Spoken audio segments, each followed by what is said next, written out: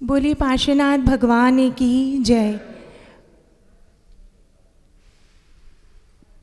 बोलिए आचार्य गुरुवर 108 विशुद्ध सागर जी महाराज की। बोलिए श्रमण मुनि 108 अरिजीत सागर जी महाराज की। सभी को जय जिनेन्द्र।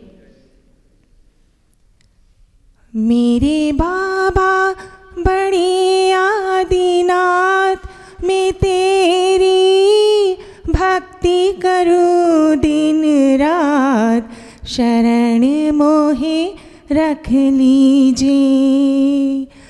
मेरे बाबा बड़े आदिनाथ, मैं तेरी भक्ति करूं दिन रात, शरण मोहे रख लीजिए, शरण मोहे रख लीजिए। तेरी छवि को जब मैंने देखा, वितरागता का झरना झरता। तेरी छवि को जब मैंने देखा, वितरागता का झरना झरता। मेरी लग गई तुझ संग आस, मैं तेरी भक्ति करूं दिन रात, शरण मोहे रख लीजिए, शरण मोहे रख लीजिए। मेरे बाबा बड़े आदिनाथ, मैं तेरी भक्ति करूं दिन रात, शरण मोहे रख लीजिए, शरण मोहे रख लीजिए। मेरे बाबा बड़े आदिनाथ।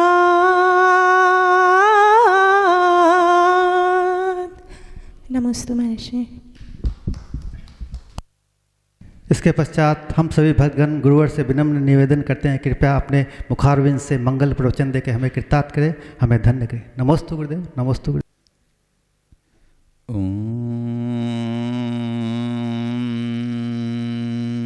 नमः सिद्धेभ्यः।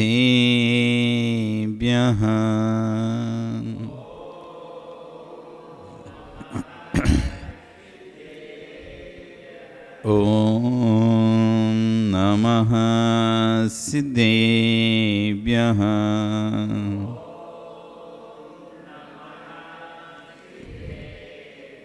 ॐ नमः सिद्धेभ्यः।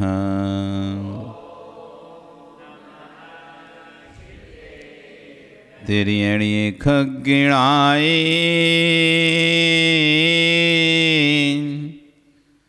रुतारी मोहि सिर सिर बिहू आयरी राऊ पसियो परवादिनियो भवे जी लोई। नमो अरिहंताणं नमो सिद्धाणं नमो आयरियाणं नमो वज्रायाणं नमो लोये सव्यसाहूणं। बोले अनंत अनंत से परमेष्टि भगवानी की, आदिनुम आदिनाथ भगवानी की, वर्तमान शासन महावीर भगवानी की, आचार्य श्री कुलभद्र स्वामी महाराज जी की, आचार्य गुरु श्री क्षण विश्व सागर जी महाराज जी की, अहिंसा में विश्व धर्म की।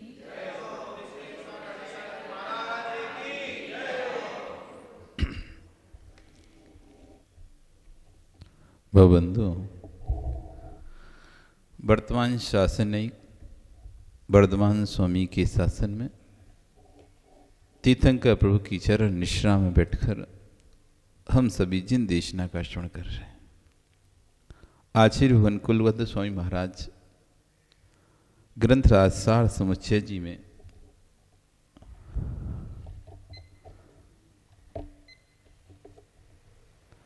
परिग्रह ही दुख की परंपरा है, इस बात की यहाँ पर चर्चा करेंगे कि जैसे जैसे व्यक्ति को मूर्छा आती है वस्तु पर, वैसे वैसे परिग्रह संचय करने की इच्छा होती है। और जब जब व्यक्ति को परिग्रह संचय करने की इच्छा होती है तो धन संग्रह करने की इच्छा होती है, और धन संग्रह करने की इच्छा होती है, बस वहीं से दुख प्रारंभ हो जाता है। इसी बात को आचार्य गाथा के माध्यम से कह रहे हैं, संगा संजायते गृद्धि गृद्धो वांछति संचयम संचयाद वर्धते लोभो लोभाद दुख परंपरा। संगा संजायते गृद्धि, परिग्रह की मूर्छा होने पर विषयों में लोलुपता पैदा होती है। जैसे हमें परिग्रह की इच्छा हुई, कोई वस्तु आपने देखी, कहीं भी बाजार जाए, कहीं भी घूमने जा रहे थे और आपने जैसी कोई वस्तु देखी और देखते उसमें मूर्छा आ गई, ये मुझे चाहिए। जैसी ये मुझे चाहिए ऐसी इच्छा हुई तो कह रहे हैं ग्रद्धौ संचनम वांछति, लोलुपता होने पर फिर धनादि की परिग्रह की एकत्रित होने की इच्छा करता है। अब ये वस्तु चाहिए तो देखता है पैसा कितना है मेरे पास, पैसा नहीं है तो पैसे जोड़ने की कोशिश करता है, इधर से उधर से या तो अपने पुराने पैसे निकालेगा या नया मेहनत करेगा अथवा चोरी करेगा, कुछ भी करके धन का संचय करने की कोशिश करता है व्यक्ति। कैसे भी करके मैं धन संचय करके इस वस्तु को लूँ। पहले अंदर इच्छा पैदा हुई कि मुझे ये वस्तु चाहिए, जैसी ये वस्तु चाहिए ऐसी इच्छा हुई तो उसमें लोलुपता आ गई। लोलुपता आई तो धन संग्रह करने की इच्छा हुई कि अब मैं पैसे इकट्ठे करता हूँ, इसको खरीदने के लिए धन इकट्ठा करता हूँ। धन संग्रह की इच्छा एकत्र करता है और धनादि के संचयाद लोभ बढ़ते, और धनादि के संचय होने से लोभ बढ़ जाता है। पहले सोच रहा था कि ये खरीदना है, लेकिन उससे थोड़े से ज़्यादा पैसे आ गए। जितना पैसे व्यक्ति जोड़ना चाह रहा था उससे ज़्यादा आ जाता है। फिर क्या सोचता है, अब थोड़ी और अच्छी ले लो। पहले व्यक्ति सोचता है कि ये ले लेंगे सबसे लोएस्ट क्वालिटी की, क्योंकि उस पास तो वो भी खरीदने के पैसे नहीं थे। जब सोचा उसने तब उसके पास वो भी खरीदने के पैसे नहीं थे, तो उसने क्या सबसे लो क्वालिटी की लेता हूँ। और जितना पैसा चाहिए उससे थोड़ा सा पैसा अधिक आ गया तो फिर क्या हो गया, अरे थोड़ी अच्छी खरीद ले रहे, थोड़े और लग जाएंगे पैसे, 4 पैसे और अच्छे लग जाएंगे, कोई बात नहीं, थोड़ा सा और जोड़ ले रहा, थोड़ा सा और जोड़ ले रहा, थोड़ा सा और जोड़ ले रहा। ऐसे थोड़े से और जोड़ने और से लोभा दुख परंपरा, बस यहीं से दुख की परंपरा प्रारंभ होती है। कोई व्यक्ति नया घर बनाता है, आप लोगों ने किसी ने बनाया नया घर अपना? अभी तक बनाया क्या मोतीलाल जी? घर बनाया नया? तो नए घर में जब गए तो जैसे ही पहुंचे, पहले जब बना रहे थे तब क्या सोचा था, बस 1 मंजिल बना लेंगे, रहने के लायक हो जाए, बहुत है। लेकिन जैसे ही बनना शुरू हुआ, देखा पैसा है, एक की ओर छत डाल के छोड़ दे रहे।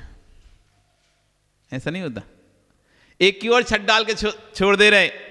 एक की छत और डल गई तो किसी ने सलाह दी भी 2 बना लो कम से, एक किराएदार पे हो जाएगा, एक तुम्हें हो जाएगा। 2 बना लो कम से कम, एक में कम से कम पैसा आते रहेगा किराएदार। तभी तो छत डालने का वहां सोचा था, अब बनाने का भी सोचने लगे कि बना ले रहे, एक और बना ले रहे तो दूसरा बनाना शुरू कर दिया। 2 बन गए, घर में ही सोचा था कि बस कुछ नहीं, अपना पुराने घर का सामान शिफ्ट कर देंगे और शांति से रहने लगेंगे। और जैसे ही नया घर बना, अरे पुराने घर का सामान क्यों रखना है, नया सामान लेके आते। नया घर बनाया तो सामान भी नया आना चाहिए। और ना पुराने घर के तुम्हें सोफा सेट अच्छे लग रहे हैं, ना पुराने घर के तुम्हें बेड शीट अच्छी लग रहे हैं, ना पुराने घर के तुम्हें पर्दे अच्छे लग रहे हैं, ना पुराने घर कोई भी सामान अब तुमको अच्छा नहीं लग रहा। घर नया बनाया है, अब सामान भी नया, लोभ बढ़ता जा रहा है।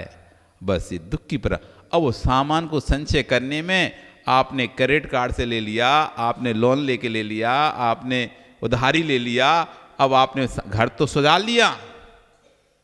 नया घर बनाया था तो इनॉग्रेशन करना तो सब चीज़ें चाहिए थी, तो उस समय तो आपने फटाफट उधारी में सामने वाले ने दे भी दिया कि हाँ ले जाओ, उधार ले जाओ, बाद में दे देना, भर लिया।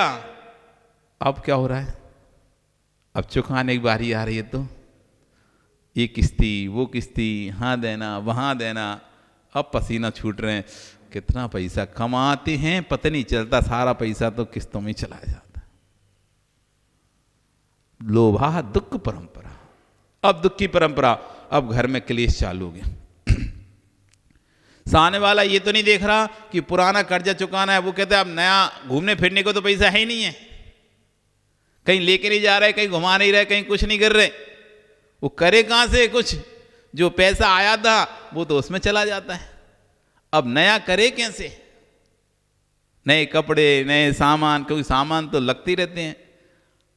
तो अब लोभा दुख परंपरा, उधर लोभ किया, अब दुख की परंपरा चालू हुई है, अब घर में हर समय क्लेश बना रहता है, कलह बनी रहती है, सामने वाला टेंशन में रहता है, अब मैं कहाँ से उसकी किस्त भरना है, इसकी किस्त भरना है, इसकी वो चलना है, वो चलना है, और घर में अलग डिमांड चालू हैं।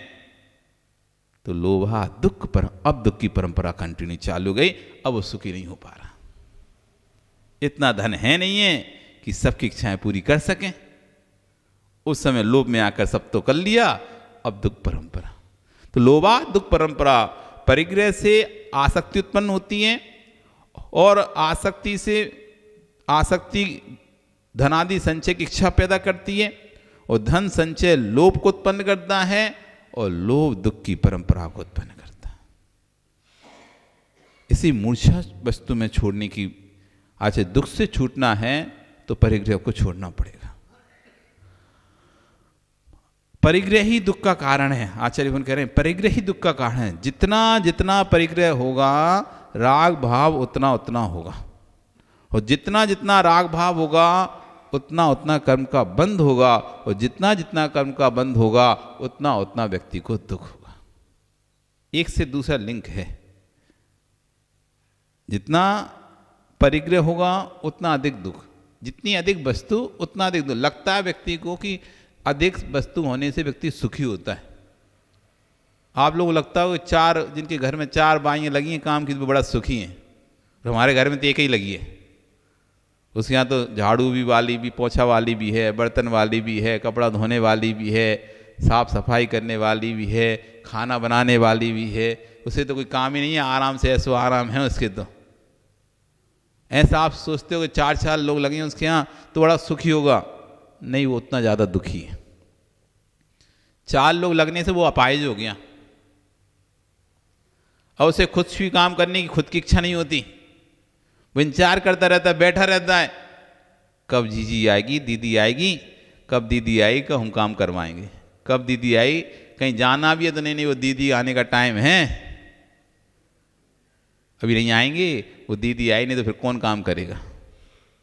अब तुम अपाहिज हो गए, 4 लोग जैसे लगे तुम 4 तरफ से अपाहिज हो गए। अब तुम 24 घंटे इसी इंतजार में बैठे हो, दीदी कब आएगी। जिस दिन नहीं आती आप फोन लगा के परेशान हो जाते हो, फोन नहीं उठाती तो परेशान हो जाते हो, संश्लिष्टता करते हो, कौन करेगा काम, रो रो कर काम करते हो। फिर अब करना पड़ता है तो रो रो के करते हो। तुम्हें लग रहा था सुख बड़ा है, तुम्हारा दुख बड़ा है, क्योंकि आप डिपेंडेंट हो गए, आप आश्रित हो गए दूसरे की, और जब जब आप दूसरे के आश्रित हो गए नियम से दुखी हो गए। जब जब दूसरे के आश्रित, चाहे किसी भी कार्य में आप, चाहे घर के कार्यों में हो, चाहे व्यापार के कार्यों में, चाहे स्वयं के कार्यों में हो, जहां तुम दूसरे के आश्रित हो भाई दुखी हो।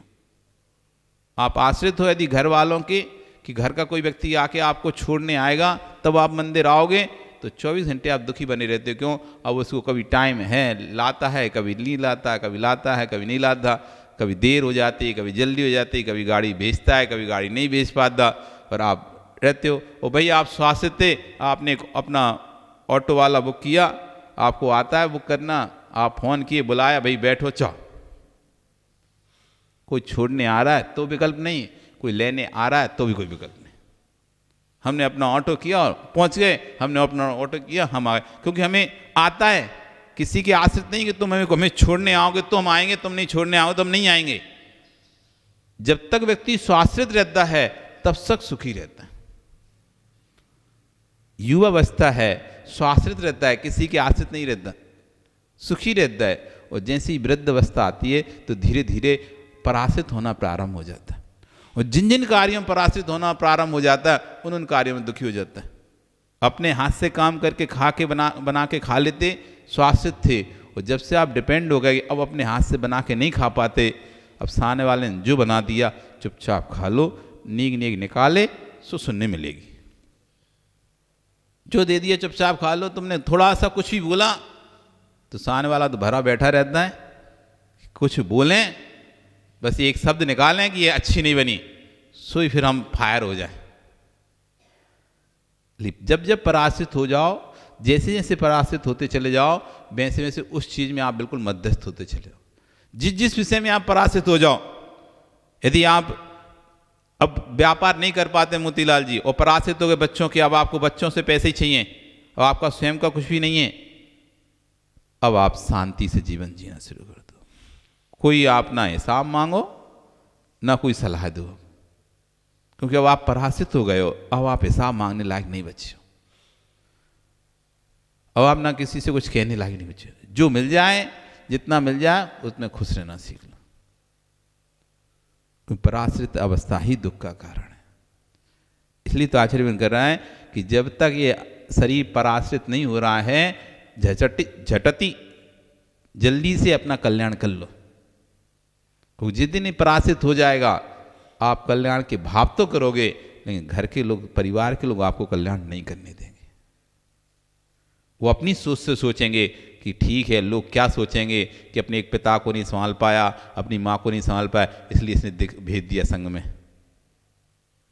अभी जाओगे, अभी कल्याण करोगे तो आपकी स्वयं की इच्छा से गए हो, ऐसा समाज में या लोक में कहा जाएगा तो बेटा भी दिक्कत नहीं हो, ठीक है, अपनी खुद तो अपने निर्णय लेते हैं, कोई मेरे ने कहने से थोड़ी ना गए या मैंने थोड़ी ना भेजा था, आराम से। लेकिन जैसे आप पराश्रित होगे, अब आप चाहोगे तो घर का सदस्य नहीं भेजेगा। क्यों? उसको समाज में रहना है, लोगों के बीच में रहना है, तो कहेगा कि लोग मुझको अब बात करेंगे कि अपने पिता को नहीं संभाल पाया, अपनी माँ को नहीं संभाल पाया, इसलिए इसने भेज दिया। वो इस बात को ना सुने, इसलिए तुम्हारा कल्याण नहीं चाहेगा।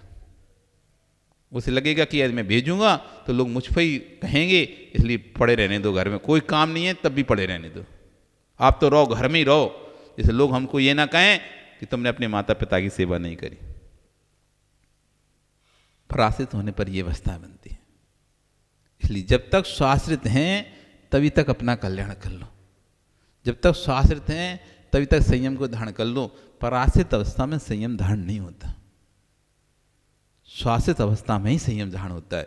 इसलिए तो आजकल जो प्रथा चल गई ना समाधि वाली, कि बिल्कुल मरते मरते आखिरी में आखिरी सांस निकल रही है और ले गए महाराज के पास, इनको दीक्षा दे दो।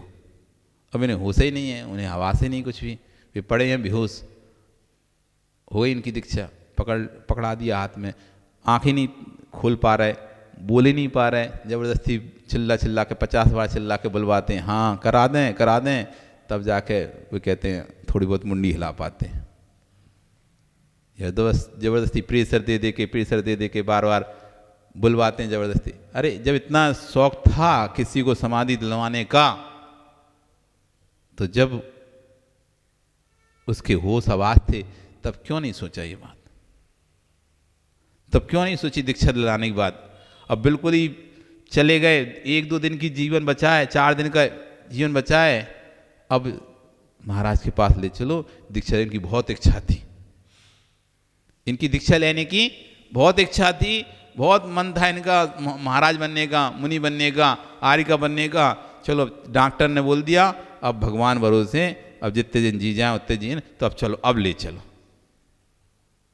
ये पराश्रित अवस्था में लेके पहुंचते हैं आदमी, जहाँ पर उसको कुछ भी नहीं होता। हम तो देखते हैं क्या करें इसका, लोग आते हैं ले लेके कभी कभी, महाराज जी आप दीक्षा दे दो, इनको समाधि मरण करा दो। अब क्या करा दें, सुनने की सामर्थ्य सामने वाले के अंदर बची नहीं है, आँख खोलने की सामने वाले के अंदर सामर्थ्य बची नहीं है, कुछ भी प्रत्युत्तर देने की सामर्थ्य सामने वाले के अंदर बची नहीं है। अब इन्हें क्या समाधि मरण करा दें। अब हो जाए तो उनका ही है, वो तो स्वतः कि अभी अपन तो सुनाते रहो, रिप्लाई तो कुछ मिलना नहीं है, प्रत्युत्तर में तो कुछ मिलना नहीं है, आप बोलते रहो, नमस्कारवंत बोलते रहो, संबोधन करते रहो चुपचाप। अब वे सुन रहा है कि नहीं सुन रहा है, उसको धारण कर रहा है नहीं जा, सुन के उसको गुस्सा आ रहा है कि नहीं आ रहा है, क्या ही पता चलेगा। ऐसे ही सोच लो भैया करा दिया बस, अब हुआ है कि नहीं हुआ वो तो क्या ही कह सकते हैं। इसलिए स्वास्थ्य अवस्था में ही संयम धारण, यदि भाव थोड़े बहुत भी भाव हों कि नहीं मुझे अपना कल्याण करना है और परिग्रह की चिंताओं से मैं मुक्त हो चुका हूँ, सारा घर व्यवस्थित हो चुका है, बच्चे व्यवस्थित हो चुके हैं, तो तुरंत ही अपने कल्याण के मार्ग पर निकल जाना चाहिए और अधिक नहीं सोचना चाहिए। क्योंकि जितना सोचोगे, ये तो एक तरह का जैसे कहते हैं ना प्याज का छिलका जैसा है, निकालते जाओ, एक छिलका निकालोगे तो दूसरा निकल आएगा, फिर दूसरा छिलका उतारोगे तो तुम सोचते हो हमें एकदम जब छिलका निकलना बंद हो जाए तब हम इसको बनाएंगे, ऐसा कोई चीज़, ऐसी बहुत सी चीज़ें जिनका छिलका निकालो तो बस निकालते जाओ तो निकालते जाओ। स्वेटर रहती थी पहले ऊन की, एक धागा खींचा बस, अब एक खिंच गया, अब तुम यदि काट दो वहीं तो ठीक है, और तुमने नहीं काटा थोड़ा सा और खींचते रहे पता चला पूरी स्वेटर ही खत्म हो जाएगी। तो इसी तरह से है ये संसार की गृहस्थी के कार्य, तो अपन सोचते रहेंगे एक और हो जाए, एक और हो जाए, वे होते ही रहेंगे और बढ़ते ही रहेंगे, कभी खत्म नहीं होंगे। इसलिए जितना पर्याप्त है, हाँ इतना था कि मैं किसी को अपने आश्रित छोड़ के नहीं जा रहा हूँ, अब सब अपने स्वाश्रित हो चुके हैं, सब अपने पैरों पे खड़े हो चुके हैं, अपना कमाने लगे हैं, अब मैं जिम्मेदारियों से मुक्त हूँ।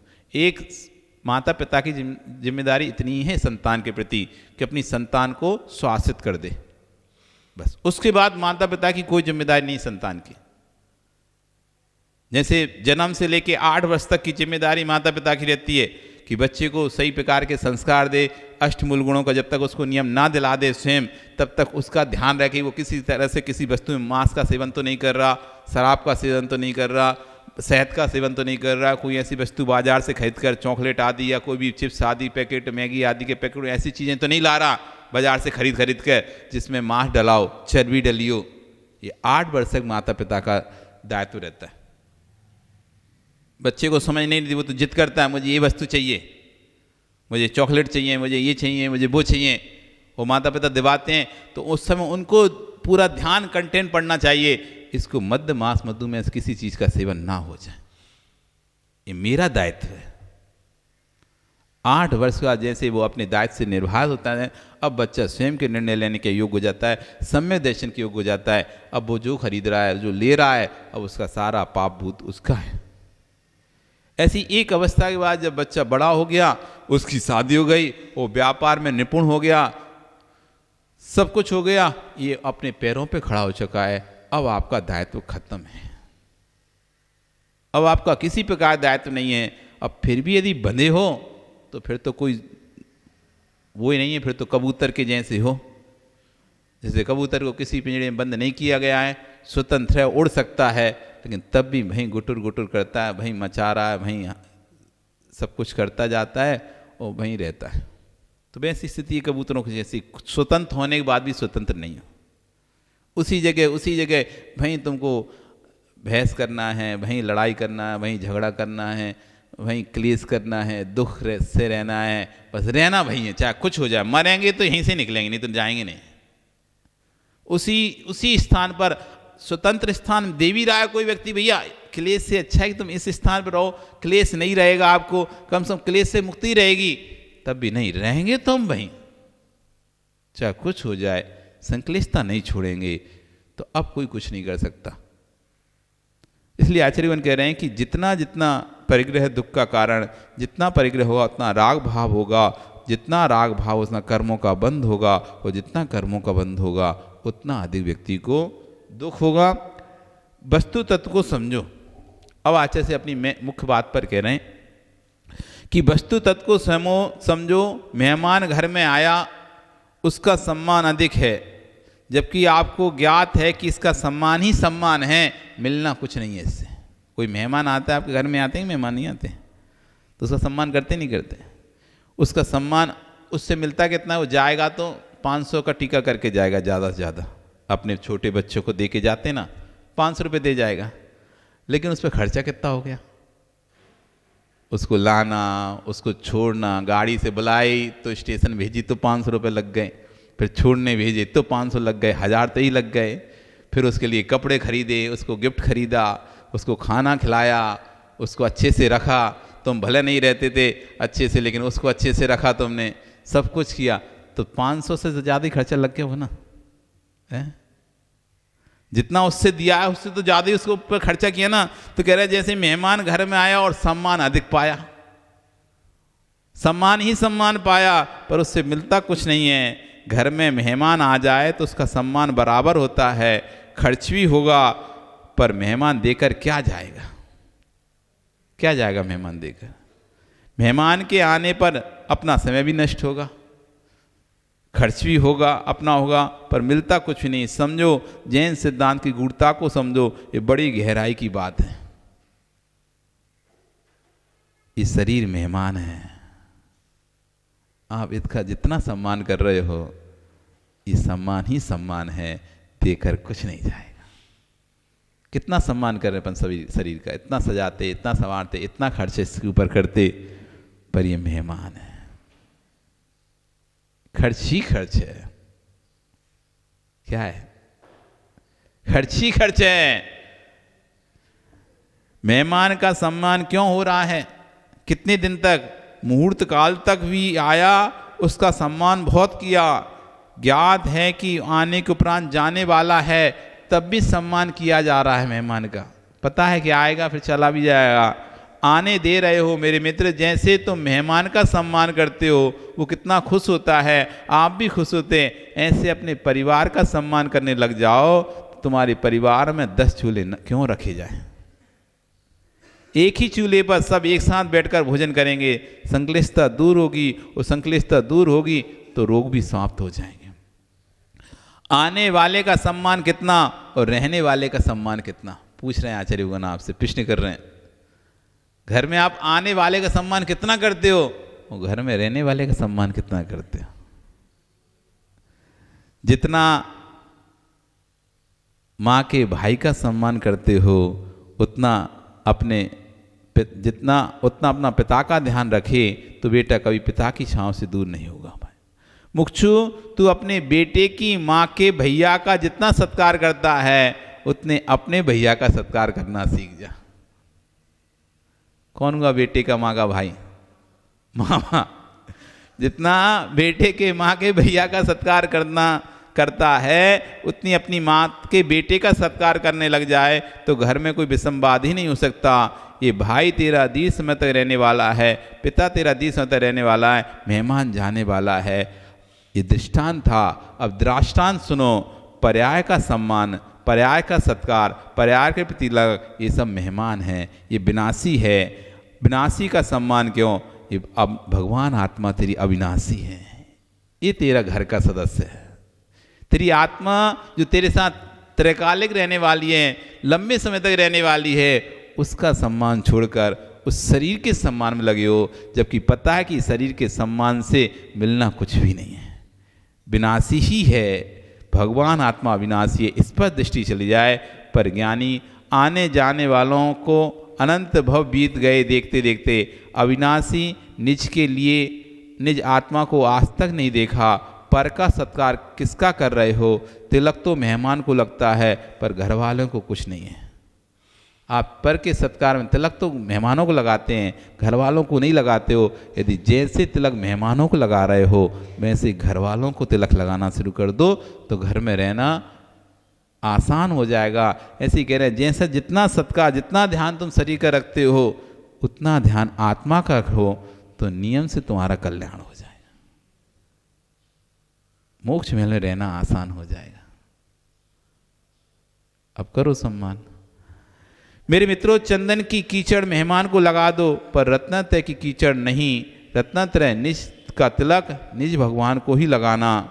ये तेरे घर के मेहमान हैं। सारी मुस्कुराहट आने जाने वालों को सौंप दी, सारी प्रसन्नता आने जाने वालों को सौंप दी, सारी खुशियाँ दूसरों को दे दी। मेरा घर में दूसरा दुखी होकर ना जाए, इस बात पर ध्यान तो है, पर घर का व्यक्ति रोता रहे, इस बात पर ध्यान नहीं है। दूसरा हमारे यहाँ से दुखी होकर ना जाए, हर व्यक्ति ये बात तो सोच रहा है, लेकिन घर का सदस्य दुखी है, इस बात पर किसी की दृष्टि ही नहीं जा रही।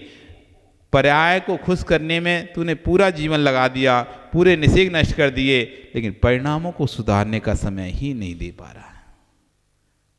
पर्याय को सही करने में, पर्याय को सुधारने में, उसी में समय नष्ट कर रहा है, लेकिन परिणामों को नहीं सुधार सका।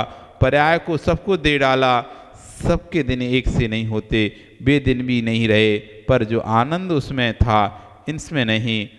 उसमें विरक्ति थी तुझे कि कुछ नहीं है, दीवार गिर रही है गिरने दो, कौन मेरा है, किराए का मकान है, बैराग से रहता था और जब से घर का मकान बना लिया है राख हो जाता है।